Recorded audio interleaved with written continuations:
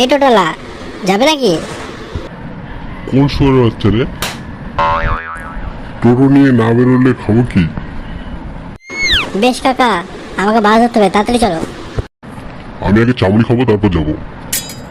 এই মা, তোমাকে কালকে সন্ধ্যাবেলা বললাম আমি, আর তুমি এখন কথা বোঝাচ্ছ? তুই পারলে আলাদা টোটো দেখলে গা, আমি আগে চামড়ি খাবো তারপর যাবো। বেশ কাকা, তুমি চাউড়ি খাও, আমি বসছি। A few moments later. বেশ কাকা, খাওয়া তো হলো, এবার চলো। চামড়ি তো খেলাম, এবার একটু ঘুমাবো তারপর যাবো।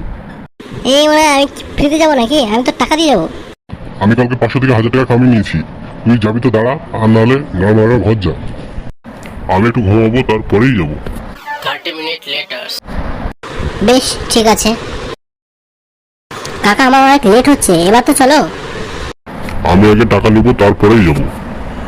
এটা আবার কোথাকার নিয়ম? আমাকে আগে বাস স্ট্যান্ডে নামিয়ে দাও, তারপরেই দেবো।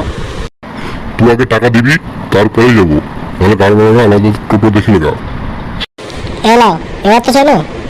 আমি আগে একটা বিড়ি খাবো তারপরেই যাবো।